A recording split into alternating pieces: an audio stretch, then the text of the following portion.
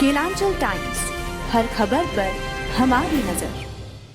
राज्य विश्व आदिवासी दिवस पर राजधानी रांची में बिरसा मुंडा स्मृति उद्यान में धूमधाम से 2 दिवसीय झारखंड आदिवासी महोत्सव 2024 मनाया जा रहा है।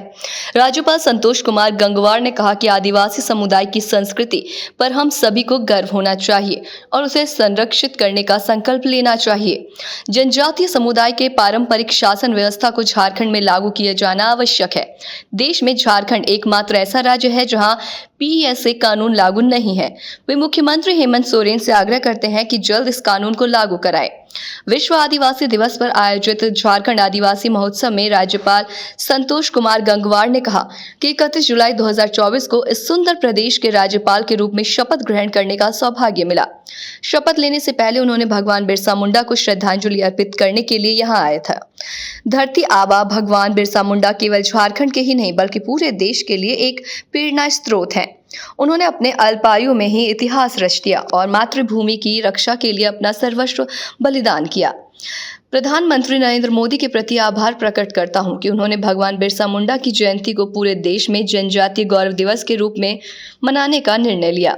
राज्यपाल ने कहा कि झारखंड की धरती वीरों की भूमि रही है। यहाँ की माटी में जन्मे वीर बंधु भगत सिद्धो कान्हो, चांद भैरव, फूलो झानो और जतरा उरांव जैसे महान सपूतों ने अपनी मातृभूमि की रक्षा के लिए अपने प्राणों की आहुति दे दी।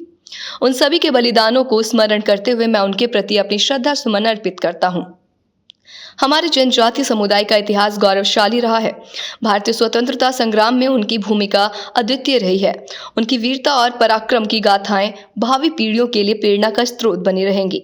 जनजातियों द्वारा संरक्षित कला, संस्कृति, लोक साहित्य और रीति रिवाज न केवल हमारे देश बल्कि विश्व भर में ख्याति प्राप्त है। उनका पर्यावरणीय ज्ञान और प्रकृति के साथ सह अस्तित्व का दृष्टिकोण हम सभी के लिए प्रेरणादायक है।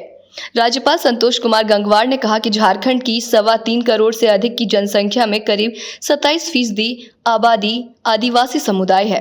32 अनुसूचित जनजातियां यहाँ रहती हैं। इनमें से 8 पीवीटीजीज भी शामिल हैं।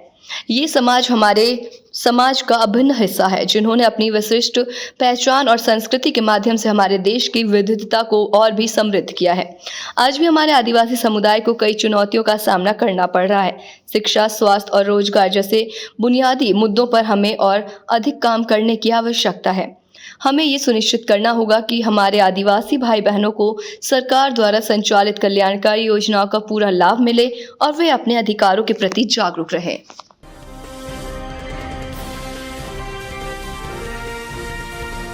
केलांचल टाइम्स, हर खबर पर हमारी नजर।